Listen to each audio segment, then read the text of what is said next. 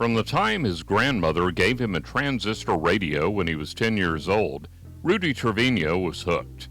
His first radio job was a part-time shift on KIBL in Beeville while he was still in high school.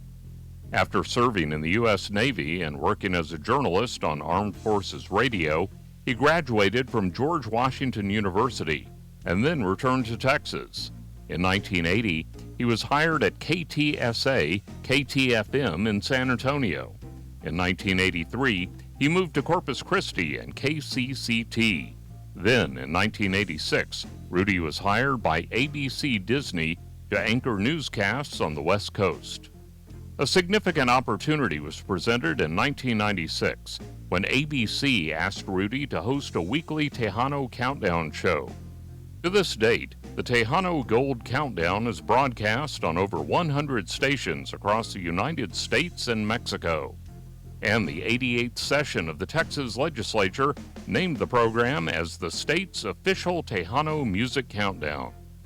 Please join the Texas Radio Hall of Fame in welcoming Rudy Trevino.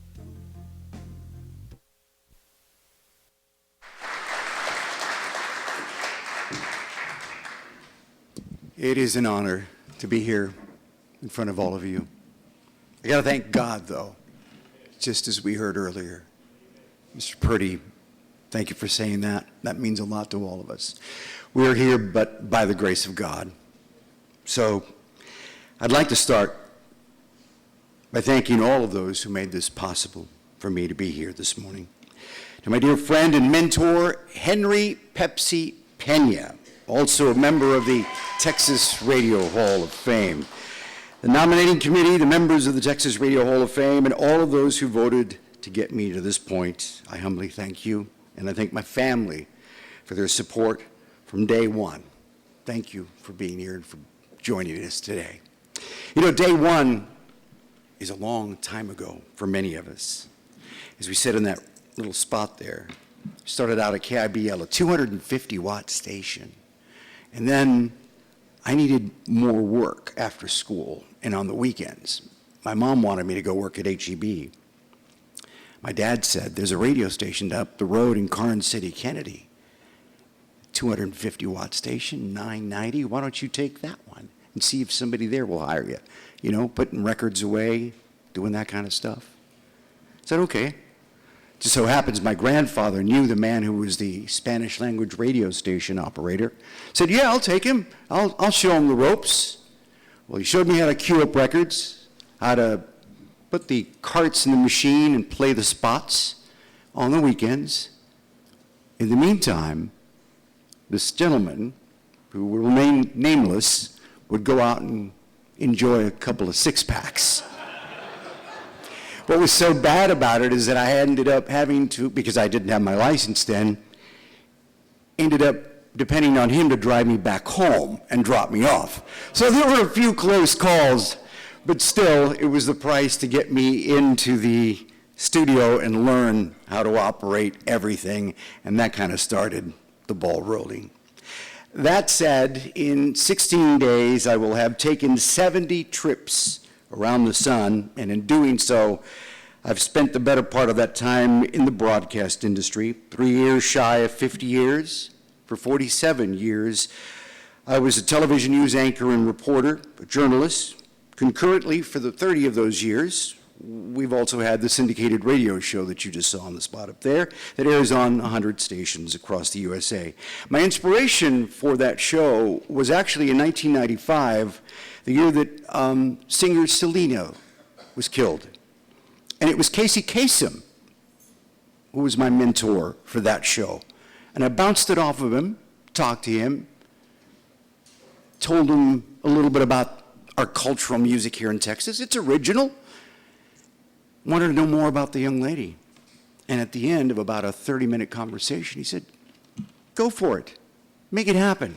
You've got this. Come on. You can do this. And so ABC approached me. They did all the background, they did all the studies, and they came back and said, hey, you know what? This demographic, this particular genre is too small right now. We really can't do much with it. But they had already done all of the studies, all of the background work, all of the things that needed to be done. And then they said, guess what? Why don't you just take all of this information and you do the show on your own? So here we are 30 years later, and the show has done very well. It's helped me put a couple of kids through college, and we move forward. So during my tenure as a journalist, I've interviewed presidents, heads of state, and senators, congressmen, politicians, judges, right down to dog catchers.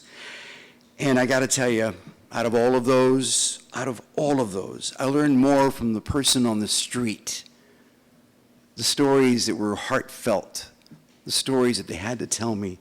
Those are the folks who mattered to us. That proverbial dose of reality coming to me in the form of what they had to say to me. And that's where we stand today. We are still the people behind the microphone today who, through the magic of wires, processors, and of course technology, we carry the power of information.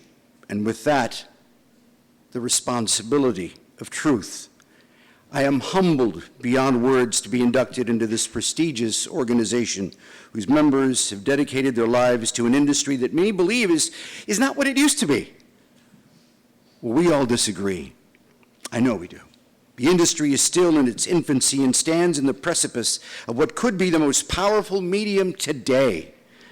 And I say to you on this very special day, it is our responsibility as veterans of our beloved industry to help guide, teach, and inspire those who have the same fire, that passion, that drive that we had at their age to be leaders, innovators, and the future of radio broadcasting.